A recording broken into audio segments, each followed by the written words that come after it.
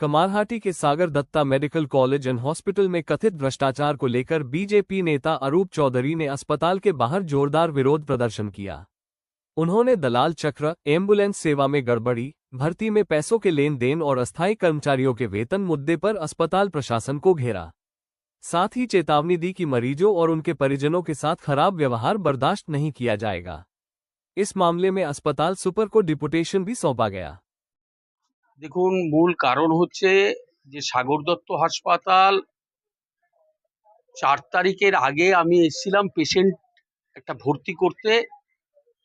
সেই পেশেন্ট বাঁচেনি আমাদের কার্যকর্তা। তখন এসে আমি যে এই সাগর দত্তের যে দেখেছিলাম তাতে নোংরা, সারা হসপিটালে বেড়াল ঘোরাঘুরি করছে, ইনফ্রাস্ট্রাকচার সেইভাবে কোনো কিছুই নেই। তো সেই ব্যাপারে কথা বলতে যেরকম হচ্ছে, এখানে দালাল রাজ একটা চলছে, যে পেশেন্টকে ভর্তি করতে গেলে দেখা যাচ্ছে যে বেড আছে, অথচ এখানে বাইরের ফ্লোরে তারা টাকার ভিত্তিতে এখানে ভর্তি করা হচ্ছে। শুধু তাই নয়, এখানে অ্যাম্বুলেন্স যে টাকা এক একজনকে এক এক রকম ধার্য করা, পেশেন্ট পার্টি নাজাল হয়ে যাচ্ছিল। তৃতীয় হচ্ছে, এখানে কার্ডিয়াক, নিউরো এর ব্যবস্থা কি আছে সেই সব নিয়ে প্রিন্সিপাল সাহেবের সঙ্গে কথা বলা।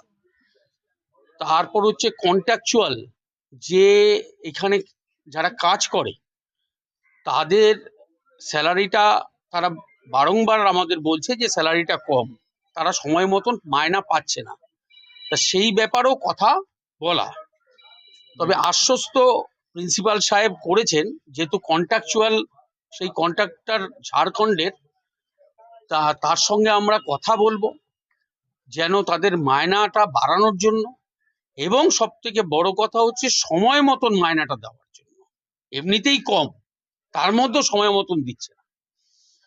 আর আজকে প্রিন্সিপাল সাহেবের সঙ্গে প্রায় 1.5-2 ঘন্টা কথা হয়েছে। ওনার তিক্ত অভিজ্ঞতা আগের সরকারের বা এখানকার বর্তমান এমএলএ সম্পর্কে, যে একটা গুন্ডারাজ এবং থ্রেট কালচার কায়েম করে রেখেছিল, সেই জায়গা থেকে আজকে আমি এখানে এসে যেটা দেখলাম, সেইটা ক্লিনিং অনেক পরিষ্কার হয়েছে।